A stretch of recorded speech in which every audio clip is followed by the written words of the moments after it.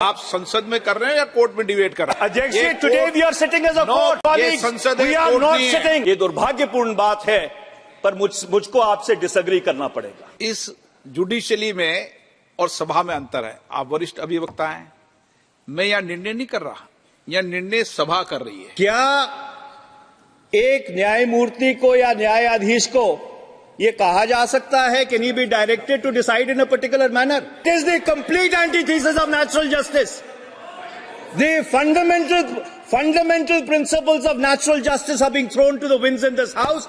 I would urge you, Mr. Speaker, sir, that the whip needs to be withdrawn.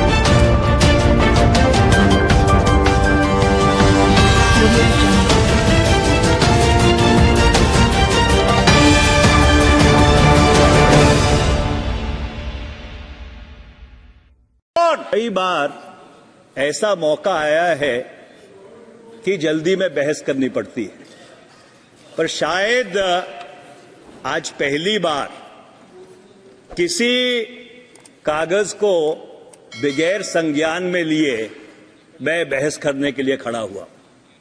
ये बड़ी विडंबना है कि 12 बजे पटल के ऊपर रिपोर्ट रखी जाती है और 2 बजे उसकी बहस लगा दी जाती है।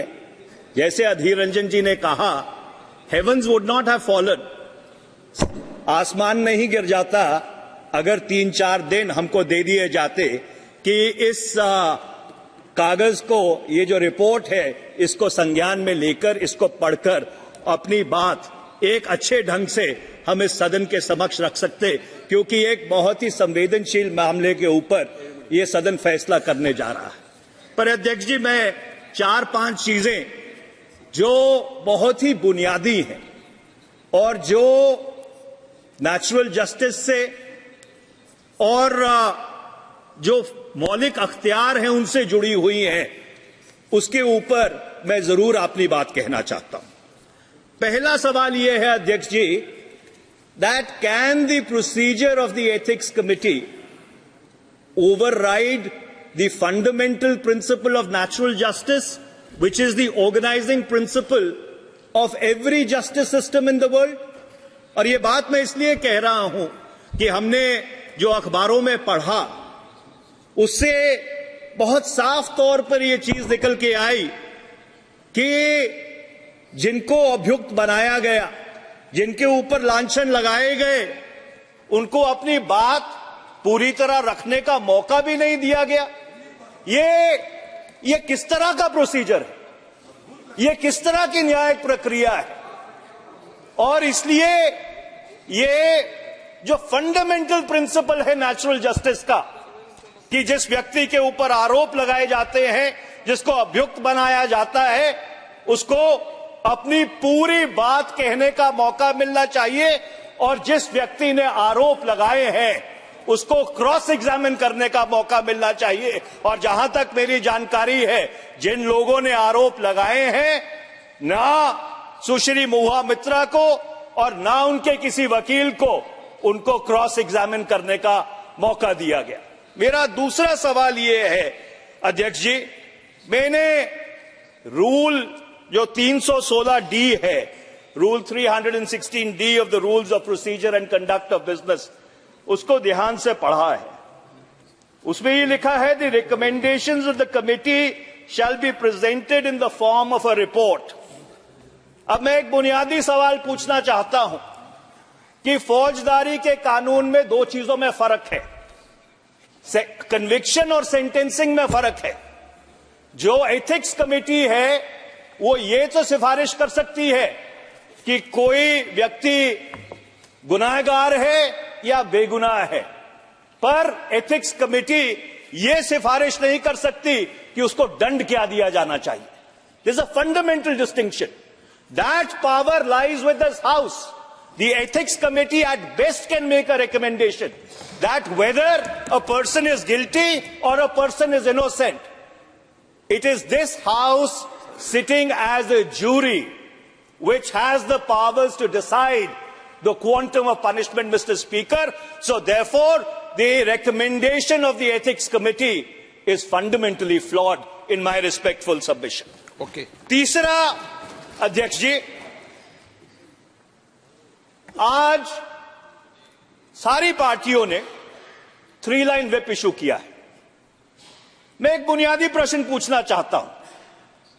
Today this house is sitting as a जज and a jury in an impeachment proceeding, or when you are considering the report of the Privileges Committee, or you are considering the report of the Ethics Committee, can a party direct its members to vote in a particular way?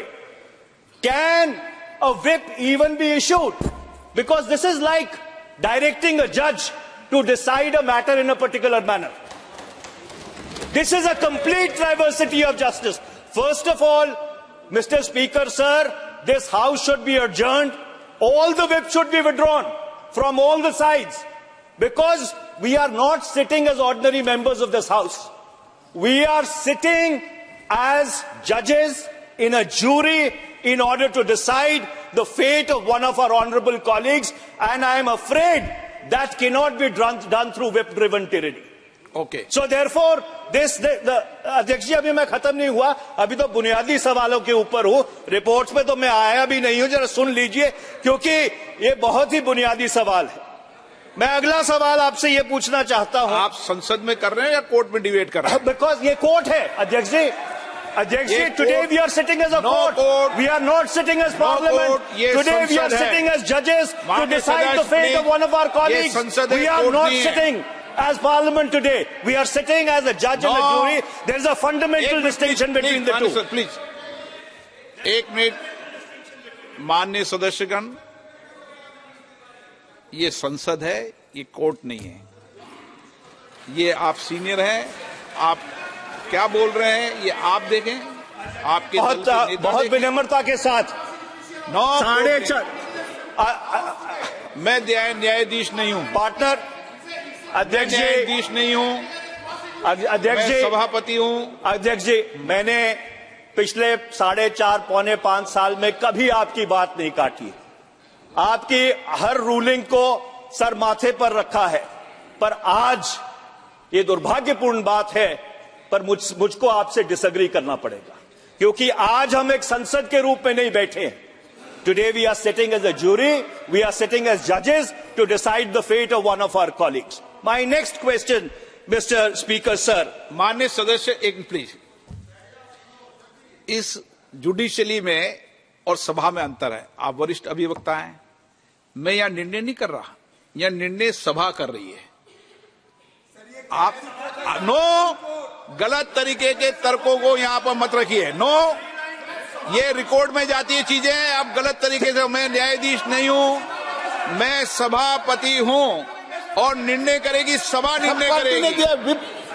और हमने किसी के लिए ऐसे ही आपने कहा, इसलिए आपने मेरी बात तो थोड़ी कहा है कि ऐसे ही वोट करो। हमने तो व्हिप किया है प्रेजेंट करने के लिए। एक मिनट प्लीज, एक मिनट बैठिए।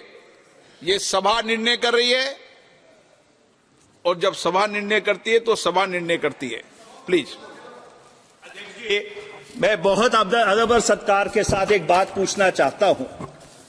क्या एक न्यायमूर्ति को या न्यायाधीश को यह कहा जा सकता है कि नहीं be directed to decide in a particular manner? आप 10th शेड्यूल के तहत जब व्हिप इशू करते हैं, you are virtually directing your members to decide in a particular manner. This is the complete antithesis of natural justice. It is the complete antithesis of natural justice. The fundamental principles of natural justice are being thrown to the winds in this House. I would urge you, Mr. Speaker, sir, that the whip needs to be withdrawn, because we are sitting as a jury. The whip needs to be withdrawn. आप अभी सुन। अध्यक्ष जी, मैंने अपनी जिंदगी में कभी ऐसा नहीं देखा है कि जब कोई सभा न्याय करने बैठी हो, न्यायमूर्ति के रूप में बैठी हो, तो एक व्हिप के माध्यम से उनको यह हिदायत दी जाए कि आपको फैसला एक तरीके से करना है, अपना विवेक, अपना कॉन्शियंस, अपना सेंस ऑफ जस्टिस इस्तेमाल करके नहीं करना, एक पर्टिकुलर तरीके से फैसला करना है। हीना गावित जी, मैं अध्यक्ष जी अगली बात पे आता हूं। एक अगली बात पे आता हूं। 1 मिनट आप कंक्लूड कर दो। अध्यक्ष जी, संविधान की धारा 105, article 105 of the Constitution gives powers, privileges and immunities to members of Parliament. I want to read out Article 105(2). Mr. Speaker, sir, Article 105(2) says, no member of Parliament shall be liable to any proceedings in any court in respect of anything said or any vote given by him in Parliament or any committee thereof, and no person shall be so liable in respect of the publication by or under the authority of either House of Parliament of any report, paper, vote or proceedings. Mr. Speaker, sir, 105(2) was inserted into the Constitution in order to give complete immunity. I stress the word complete immunity to a member for anything said or done in the House. And he cannot even be, his conduct cannot even be called into question in a court of law. So the question is, when your conduct cannot be called into question in a court of law, can your conduct be called into question in this August chamber? Can this... माननीय सभापति महोदय, बहुत दुख हो रहा है कि आज हमें ऐसे विषय पर यहाँ एक सेकंड, हाँ बोलिए। ने दीजिए। अध्यक्ष जी, my humble submission is, can this August House override the founding document of India which has brought this House into existence? And the answer is no.